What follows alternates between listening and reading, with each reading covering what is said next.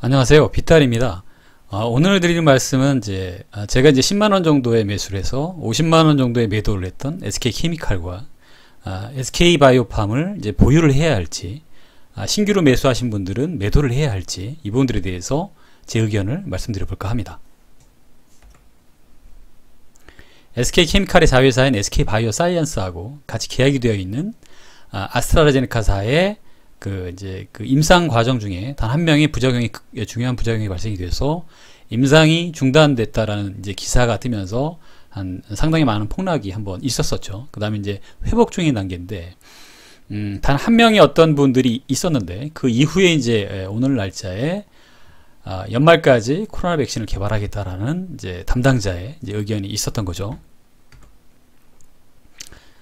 이제 브라질 쪽에서 하고 이제 인도 쪽에 집중적으로 지금 백신을 지금 진행하고 있는데, 브라질 쪽에서는 임상 연구에서는 흔한 일이다라고 얘기를 했어요. 근데 이건 이제 백신에 대한 어떤 회사의 입장인 거고, 회사가 기존에 어떻게 했는지에 대한 부분들, 그 다음에 한 5년 정도가 걸려야 될 백신을 6개월 만에 임상을 한다는 얘기는, 임상 결과까지 도출시킨다는 의미가 어떤 의미인지에 대한 분들을 좀 집중적으로 아실 필요가 있겠다는 생각에 좋은 이제 리포트가 하나가 있어서, 이제 CBS 쪽하고 이제 빌 게이츠가 백신 관련된 쪽의 분들에 대해서 나눈 대화가 있어요. 이제 이분들은 이제 유튜브 영상을 제가 밑에다가 이제 적어 놓겠습니다. 위에다도 적어 놨는데, 이제 빌 게이츠는 사실은 이제 투자자죠. 이제 본인이 이제 과학자라든가 이런 쪽 의학 쪽의 전문가는 아니죠. 근데 어쨌든 투자자의 입장에서 얘기를 한 거죠. 근데 아스트라제네카사가 공급 계약을 맺은 국가들로부터 백신의 부작용에 대해서 면책 보장을 요구했다. 이게 7월 30일 날 로이터하고 아스트라제네카의 고위 간부가 인터뷰한 내용입니다. 당연히 이제 이게 백신이라는 것 자체가 부작용이 있을 수밖에 없는 일이고, 그것도 6개월 안에 이 결과를 도출한다는 게 굉장히 어려운 일이잖아요. 5년 정도가 걸리는 걸 6개월 안에 하겠다라는 거였었으니까. 그러면 4년 뒤에 부작용이 나타난다면 지금은 기업이 위험에 책임질 수 있는 독특한 상황이 발생될 수 있는데, 이분들에 대해서 누가 보상할 거냐라는 문제에 대해서 보상의 면책을 요구했다라는 거죠. 그래야 우리도 백신을 개발하고 공급할 수 있다라는 게 아스트라제네카사의 입장이었던 거죠. 이분들에 대한 내용을 알고 계셨으면 투자를 하셨을지에 대한 분들도 이제 생각을 해보실 만한 이유가 있는 거죠. 또 하나는 이거에 대한 내용이 다른 어떤 회사, 아스트라제네카사가 아닌 모더나사도 있고 J&J도 있고 다른 회사하고도 동일하게 적용될 수 있는 얘기인 거죠. 근데 대부분의 국가들은 지금 굉장히 비상사태이기 때문에 치료제든 백신이든 위험을 감수하고라도 국가적으로 이익이 된다면 받아들일 만하다라고 얘기해서, 아마 이 부분들이 국가가 받아들였는지 안 받아들였는지에 대한 내용들은 없어요. 이 부분들은 각 국가의 어떤 담당자 분들한테 물어봐야 되는 얘기인 거겠죠. 예를 들면. 근데 어쨌든 이제 아스트라제네카사의 이제 중요한 분들 중에 하나가 이제 보통 이제 접종을 하고 나서 백신을 맞게 되면 1차는 이제 열이라든가 오한이나 이런 게 발생이 되는데, 이제 두 번째 모더나사의 부작용에 대해서 이제 담당자가 물어봤어요. 물어보니까 두 번째 접종자의 참여자의 80%에서 심한 오한에서부터 열까지 전신 부작용이 나타났다. 이래도 안전한 거냐라고 CBS의 이제 담당자가 물어본 거죠. 모더나사의 부작용에 대해서. 근데 빌 게이츠는 사실 담당자는 아니죠. 이제 빌 게이츠는 투자자니까. 근데 이제 빌 게이츠가 이제 그쪽 모더나사의 입장을 들었겠죠. 이제 백신은 항체를 만들기 위해서 필요한 투여량이 다른 곳보다 많기 때문이고, FDA가 결과를 주시하고 있고 그거에 대해서 허가를 내줄 것이다 라는 정도인데, 사실은 제가 아스트라제네카사가 이 면책 보장을 요구하고 한 명 정도 가지고의 어떤 부작용 때문에 이 부분들을 그래도 문제를 삼고 임상 중단할 정도면 저는 굉장히 좋게 보고 있습니다. 왜냐하면 그래도 신뢰할 만한 기업이구나 라는 생각을 하고 있는 거고요. 저는 모더나사는 잘 못 믿겠어요. 미국의 모더나사가 해왔던 기존에 이제 30명 40명을 대상으로 임상을 해놓고 그거에 대해서 굉장히 이제 어떤 이제 보도자료를 갖다가 굉장히 크게 내서, 그래서 이제 굉장히 주가를 부양시키고 대규모 유상증자를 하고 그 담당자가 트럼프 진영으로 들어갔잖아요. 이제 이런 분들의 어떤 과정들이 있고, 미국에서 그런 분들의 지금 이제 트럼프의 입장이 지금 백신을 빨리 개발해야 된다는 어떤 경제를 살려야 된다는 어떤 그런 이유가 있기 때문에 사실 모더나의 부작용에 대해서 제가 조금 더 강조를 한 이유인 거고요. 대신에 백신의 면책 보장이라는 걸 왜 요구를 했겠냐라는 부분들도 중요한 이슈가 될 거라는 거죠. 자, 이제 키움증권에서 만들어온 이제 백신이 불러온 안전성의 중요성이다. 이제 지금 이번에 아스트라제네카사에서 조사 대상자 중 한 명이 이제 척추뼈 속에 있는 척수의 염증 질환이라는 거죠. 횡단 척수염이라는 건데, 이 원인이 바이러스의 감염인지 비정상적인 면역 반응에 의해서 발생한 건지 아직 명확하지 않다라는 거예요. 그러니까 바이러스의 감염은 이제 어디서나 이제 일어날 수가 있는데, 만약에 이게 자가 면역 반응에 의한 자기 척수를 면역체계가 공격했다라는 가설이 맞다면 이건 조금 문제가 될 수 있는 소지가 있어요. 왜냐하면 이거는 자가 면역의 부작용인 경우에 굉장히 이거는 문제가 커질 수 있는 분들이 있다고 보는 거거든요. 일반적인 백신의 부작용은 열이나 두통, 근육통인데, 이제 그럼에도 이제 조사 대상자가 굉장히 많은데 그 중에 한 명 정도인 거죠. 그 다음에 이 부분들에 대해서 어느 정도까지 기존에 있는 이 사람이 갖고 있던 염증 수치가 높았던 상황에서 발생된 자가면역 반응인 건지 아니면 바이러스 감염인 건지에 대한 분들이 아직 확신이 안 됐죠. 건강하다고 해서 다 건강한 건 아니니까 이런 부분들에 대한 부분들을 판단해 보셔야 되는 문제에 좋은 어떤 자료라고 생각해서 제가 키움증권에 있는 내용을 가지고 온 거고요. 일반적인 백신 부작용은 열, 두통, 근육통인데 아스트라제네카사의 초기 일상에서는 경증 수준의 부분들만 나타났기 때문에 개별 환자인지 아닌지는 확인할 수가 없다. 또 하나는 이분들이 만약에 자가면역의 어떤 분들이고 건강한 사람이었었고 염증이 기존에 없었던 사람이었는데 문제가 커졌다면 성공 여부도 예측할 수 없을 수 있다라는 분들까지 조금 굉장히 좀 안전 쪽에 이제 포커스를 맞춰서 얘기를 했죠. 그 다음에 그럼에도 불구하고 이 백신은 지속적으로 개발을 할 수밖에 없다. 이것도 굉장히 중요한 얘기입니다. 왜냐하면 이게 한 달이든 6개월이든 1년이든 이 부분들에 대한 백신은 계속 개발을 할 수밖에 없습니다.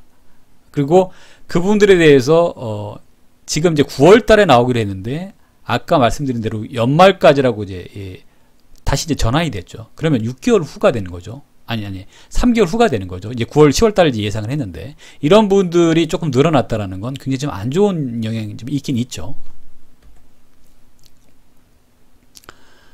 이제 수주에서 이제 11월 내에 이제 임상 결과를 기다리던 이제 임상 중단이 이제 지연됐고 승인된다고 하더라도 안전성에 대한 우려가 있을 수 있다. 이건 굉장히 좀 위험한 부분들에 대한 발언이긴 하죠. 그리고 이 9개 백신 개발사가 각각 전부 다 긴급 사용 승인을 내주더라도 효과라든가 안정성에 대해서는 굉장히 윤리적인 기준을 엄격히 지키겠다라는 서약을 했죠. 이제 그 9개 회사의 아스트라제네카사, 바이오엔테크, 이제 GSK, J&J, 머크, 모더나, 노바백스, 파이자, 사노피.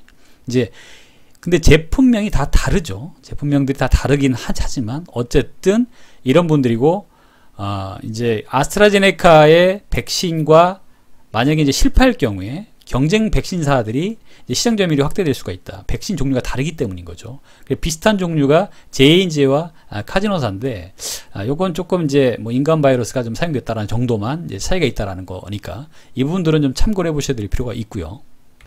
그래서 이제 제가 이 결론에 이 부분들이 나오기를 좀 기다렸어요. 이제 사실은 9월달 정도에 이제 어느 정도 임상에 대한 기본적인 결과를 발표할 때까지 제가 기다렸던 거죠. 1차적으로. 그러면 5년 정도가 나와 정상적으로 기다려야 될 어떤 그 내용인데 이게 6개월 만에 결과가 나온다. 그러면 어느 정도까지의 유의미한 결과가 나와야 제가 베팅을 더 추가적으로 투자를 할 수가 있을 텐데 이 부분들에 대해서 확신을 못한 거죠. 일단 아스트라제네카사가 SK바이오사이언스하고 계약을 하고 그거에 대해서 CMO 계약까지 맺은 것까지는 오케이. 그래서 아스트라제네카 백신이 언제이든 어쨌든 만들어질 거고 나올 것이다. 그 부분들만 가지고 일단 제 개인적인 생각은 50만 원은 갈까라고 판단했던 거였고 저는 그 가격에서 매수를 해서 49만 원 정도까지 올라갈 때 그대로 이제 매도를 했던 거죠. 매도를 했던 이유는 간단해요. 이 얘기 어떤 거죠. 결과에 대한 과정들이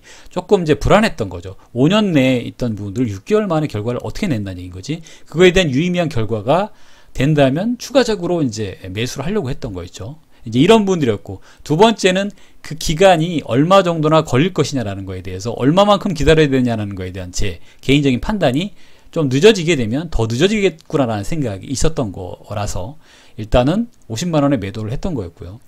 자, 이제 그러면 이 부분들에 대해서 그러면 이제 어떻게 진행이 될 거냐라는 거죠. 이 부분들은 이제 차트를 보면서 이따 좀 설명을 좀 다시 한번 드리고, 또 하나의 제품군이 이제 SK 이제 바이오팜이 하나가 있죠. SK 바이오팜은 이제 사실은 이제 굉장히 국내 최초의 신약이기 때문에 기대감이 굉장히 크죠. 초창기 때 이 부분들을 적정 가치로 판단했던 게 6조입니다. 6조 가까이 되는데 이 부분에 대해 지금 현재 시가총액이 한 14조 정도 되니까 굉장히 좀 한 2배 이상 정도는 어느 정도 적정 가치보다 더 높게 형성이 되어 있다고 봐야 되는 거죠. 근데 SK 바이오팜의 주요 파이프라인인데 한 8개 정도가 되는데 지금 임상이 1상이 되는 게 있고 2상이 되게 있고 3상이 간 게 있고 허가까지 출시가 된 게 있죠. 근데 출시가 된 제품 중에 하나가 이제 뇌전증인 거고, 그 다음에 이제 그 수면호흡증 관련된 쪽, 수면장애 관련된 쪽인 거죠. 이쪽은 이제 시판 허가하고 이제 출시가 난 거죠. 이제 이 부분들에 대해서 간단하게 이 제품 약물명 세노바메이트라는 게 이제 미국에서 시판 허가가 났고, 미국은 올해 2분기, 그 다음에 유럽은 내년 2분기 정도에 출시를 이제 예상하고 있다. 마켓 시어는 최대 한 25% 정도를 잡고 있다라는 거죠. 그 다음에 이 제품명도 수면장애 관련된 제품명인데 이것도 이제 미국의 올해, 유럽에는 이제 2020년 올 2분기가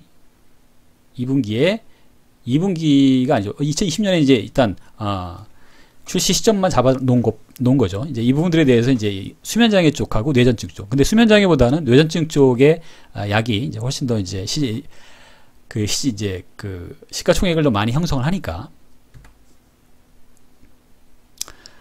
SK 바이오팜의 이제 신약 가치를 산정할 때 이제 임상 성공 확률인데 보통 임상 1상이 어느 정도 확률이 높고 2상이 조금 어렵죠. 그다음에 이제 2상을 이제 성공했을 때 3상이 되고 나서 그다음에 이제 시판 됐을 때 그다음에는 이제 마켓 쉐어를 얼마나 차지할 거냐 이 부분들인 거죠.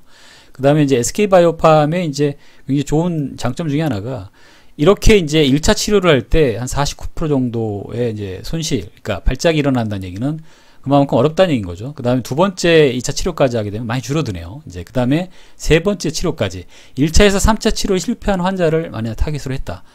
이제 SK 바이오팜의 뇌전증 치료제가 라는 정도까지만 이해를 하시고, 그 다음에 현재 이제 뇌전증의 이제 메이저 플레이어죠. 마켓 쉐어를 갖고 있는 건 UCB가 이제 기존에는 이제 37%, GSK 이제 글락소스미스 클라인이죠. 이제 이게 14% 정도를 차지하고 있었고, 2024년 정도에 이제 UCB는 그대로 가져가고 GW 이제 팜이라는 이제 회사가 한 19% 정도를 차지할 거라고 좀 보고 있는 거죠. 근데 지금 현재 GW 팜은 지금 매출이 거의 없어요. 10년이나 18년 이제 2024년 정도의 매출이 얼마를 잡고 있냐면 13억 달러 정도를 잡고 있는 거죠. 이제 13억 달러로 이제 환산을 하게 되면 한 1조 한 5천억 정도 되겠죠.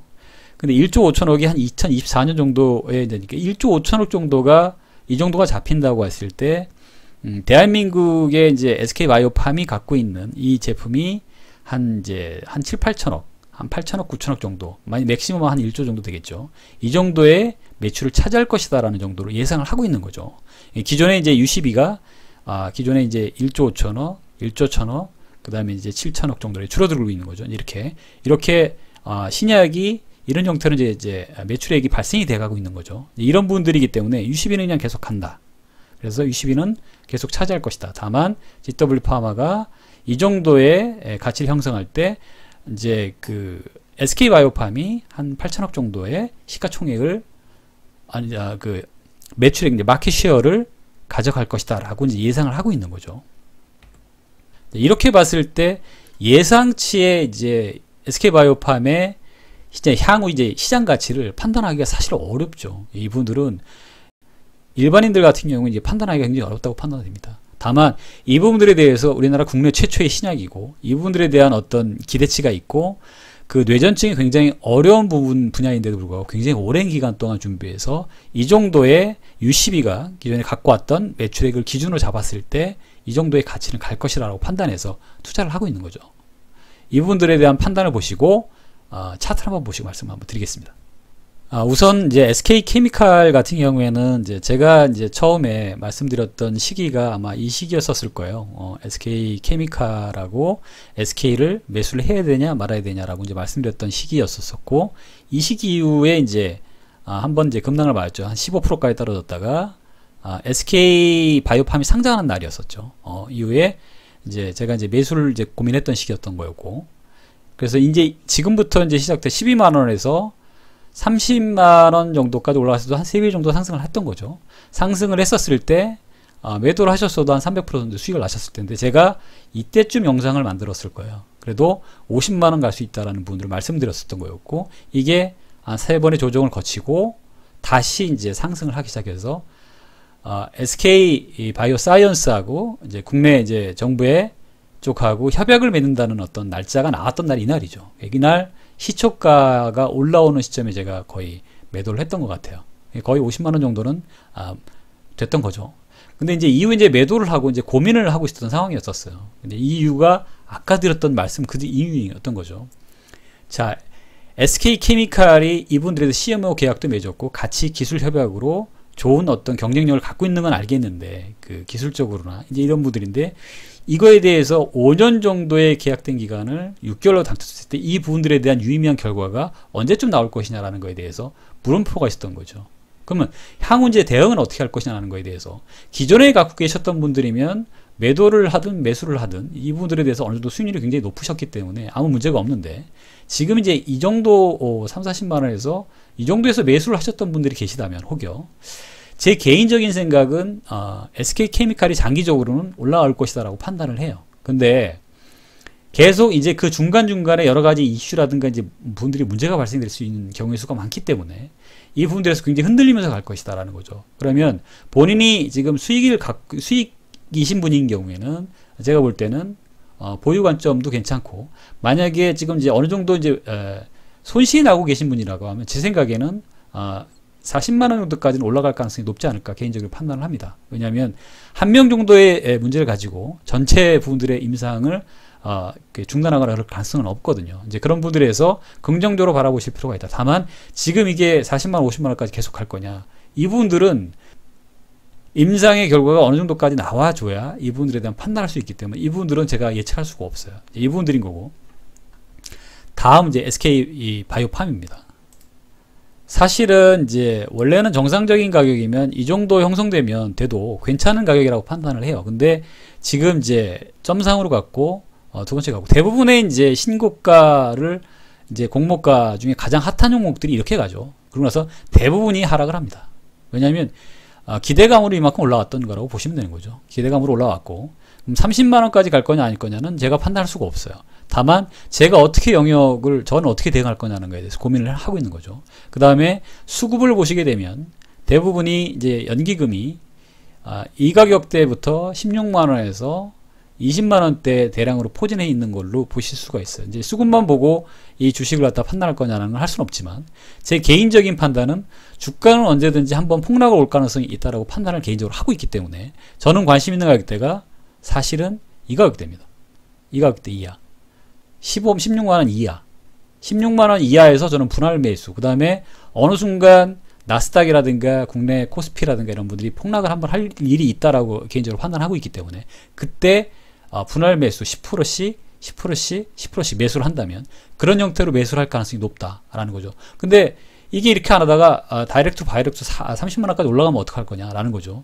이거는 뭐 제가 할 수 없는 영역인 거죠. 이 부분들은 자각이 가게 이제 놔줘야 되는 거고, 제 개인적인 판단은 아직까지 신약에 대한 결과에 대한 예상치가, 그 다음에 신약이 얼마만큼 판매되고 있는지에 대한 분들에 대한 보고치가 안 나와 있는 상황에서 이 부분들을 가지고 제가 판단하기가 어렵다라는 거죠. 근데 제 개인적인 상황, 관심 가격대는 이 가격대, 16만 원대 이하에서부터 이 정도 가격대라면 매수할 관점이 있다라는 거죠. 그래서 장기적으로 가져가실 분들이라면 항상 하락할 때마다, 상승할 때가 아닌 하락할 때마다 매수하는 10% 아니면 20%씩 하락할 때마다 20%, 20%씩 이렇게 비중 있게 들어가는 형태의 전략을 가져가고 잊어버리는 형태의 어떤 장기 투자를 하시는 게 맞다라고 개인적으로 생각을 하고 있습니다.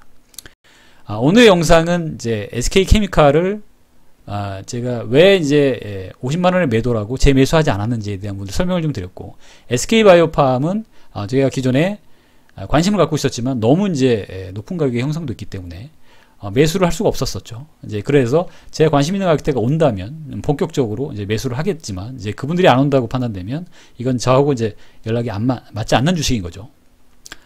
오늘의 영상은 여기까지고요. SK케미칼과 SK바이오팜 매수를 할 것인가 매도를 할 것인가, 제 개인적인 의견을 말씀드렸습니다. 오늘 영상이 괜찮으셨으면 좋아요와 구독, 그 다음에 알람 설정 요청드리겠습니다. 감사합니다.